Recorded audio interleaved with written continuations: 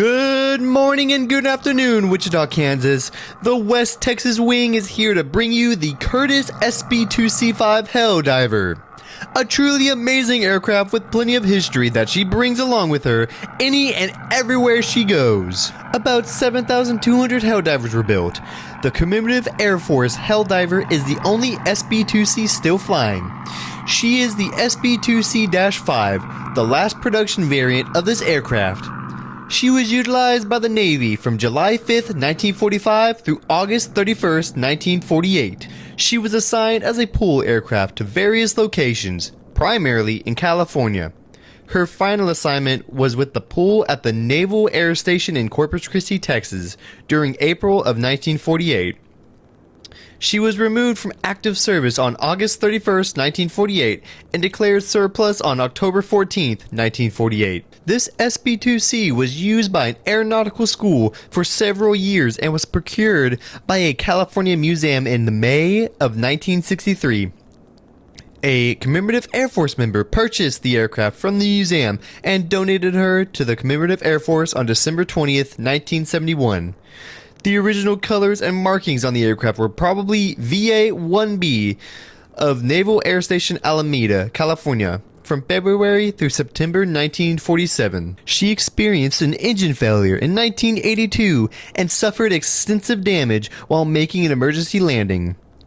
Many said the beast would never fly again. However, the members of the West Texas Wing did not accept this proposition. After thousands of volunteer man-hours and a project cost in excess of $200,000, the beast did fly again in September 1988. The current colors and markings are those of the carrier USS Franklin CV-13.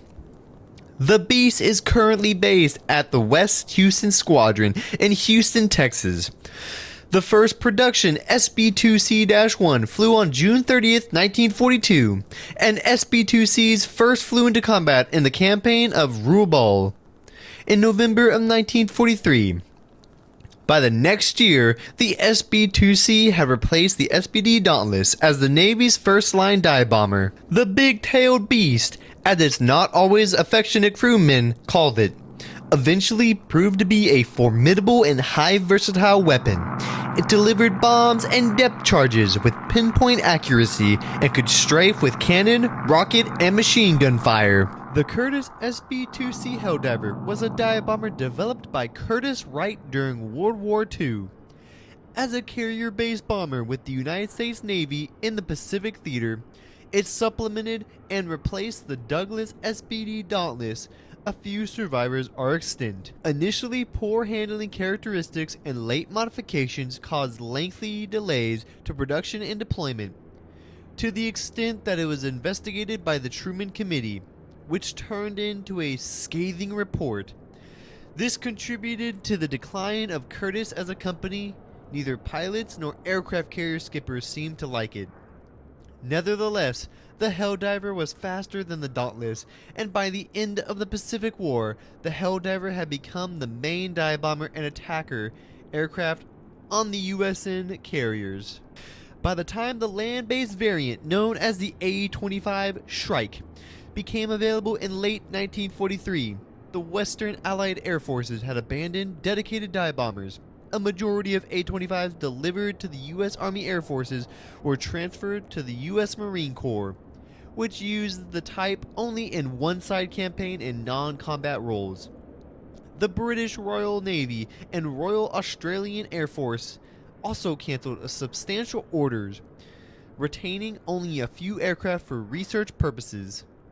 Nicknames for the aircraft included Big-Tailed Beast, or just Beast, 2C, and Son of a Bitch Second Class. The latter nickname was derived from the name SB2C and the aircraft's reputation for having difficult handling characteristics.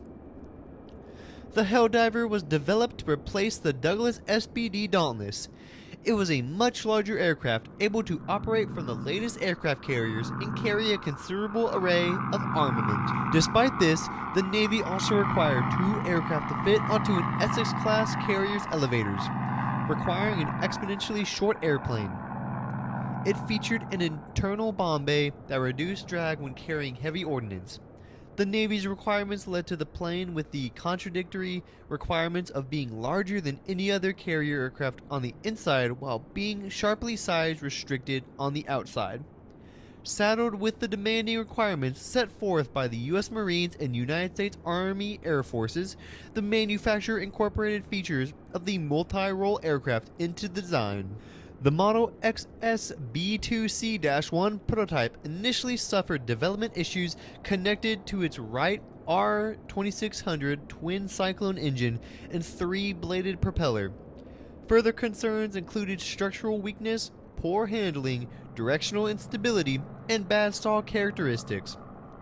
In 1939, a student took a model of the new Curtiss XS B2C-1 to the MIT wind tunnel. Professor of Aeronautical Engineering Otto C. Koppen was quoted as saying, "If they build more than one of these, they are crazy." He was referring to the controllability issue with the small vertical tail. The first prototype made its maiden flight on December 18, 1940. It crashed on February 8, 1941 when its engine failed on approach. But Curtiss was asked to rebuild it. The fuselage was lengthened and a larger tail was fitted. While an autopilot was fitted to help with poor stability, the revised prototype flew again on October 20th, 1941, but was destroyed when its wing failed during a dive test on December 21st, 1941.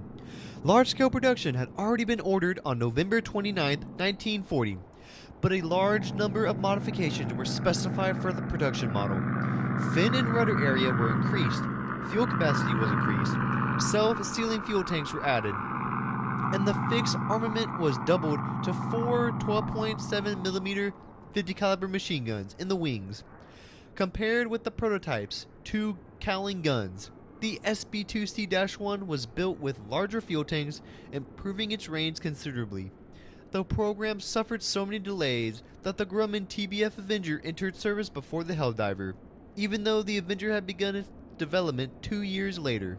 Nevertheless, production tempo accelerated with production at Columbus, Ohio, and 2 Canadian factories, Fairchild Aircraft, which produced 300 under the designations XSBF-1, SBF-1, SBF-3, and SBF-4E, and Canadian Car and Foundry, which built 194, designated SBW-1, SBW-3, SBW-4, SBW-4E, and SBW-5. These models being respectively equivalent to their Curtiss-built counterparts. A total of 7,140 SB2Cs and equivalent models were produced in World War II. The first version of the SB2C-1 was kept stateside for training. Its various development problems leading to only 200 being built. The first deployment model was the SB2C-1C.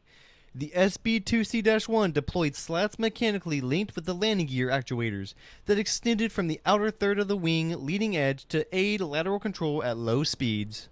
The U.S. Navy would not accept the SB2C until 880 modifications to the design and the changes on the production line had been made, delaying the Curtiss Helldiver's combat debut until November 11, 1943, with the squadron VB-17 on Bunker Hill when they attacked the Japanese-held port of Rabula on the island of New Britain north of Papua New Guinea. The early prognosis of the beast was unfavorable. It was strongly disliked by aircrews due to its size, weight, and reduced range compared to the SBD it replaced. SB2C-1s in tricolor scheme on the flight deck of Yorktown in 1943. In the Battle of the Philippine Sea, 45 Helldivers, most of which had been launched from extreme range, were lost when they ran out of fuel while returning to their carriers. Among its major faults, the Helldiver was underpowered, had a shorter range than the SBD, was equipped with an unreliable electrical system, and its manufacturing quality control was often poor. The Curtiss electric propeller and the complex hydraulic system had frequent maintenance problems. One of the faults of the aircraft throughout its operational life was poor longitudinal stability, resulting from a fuselage that was too short due to the necessity of fitting onto aircraft carrier elevators. The helldiver's aileron response was also poor, and handling suffered greatly under 90 knots, 100 miles per hour, 170 kilometers an hour airspeed. Since the speed of approach to land on a carrier was supposed to be 85 knots, 98 miles per hour, 157 kilometers an hour, this proved problematic. The 880 changes demanded by the Navy and modification of the aircraft to its combat role resulted in a 42% weight increase, explaining much of the problem. The solution to these problems began with the introduction of the SB2C-3, beginning in 1944, which used the R2620 twin cyclone engine with 1900 horsepower and Curtis's four-bladed propeller. This substantially solved the chronic lack of power that had plagued the aircraft. The helldivers would participate in battles over the Marianas, Philippines, partly responsible for the sinking the battleship Musashi, Taiwan, Iwo Jima, and Okinawa in the sinking of the battleship Yamato. They were also used in the 1945 attacks of Ryukyu Islands and the Japanese home island of Honshu, in tactical attacks on the airfields, communications, and shipping. They were also used extensively in patrols during the period between the dropping of the atomic bombs and the official Japanese surrender, and in the immediate pre-occupation period. An oddity of the SB2Cs with 1942 to 1943 style tricolor camouflage was that the undersides of the outer wing panels carried dark topside camouflage because the undersurfaces were visible from above when the wings were folded.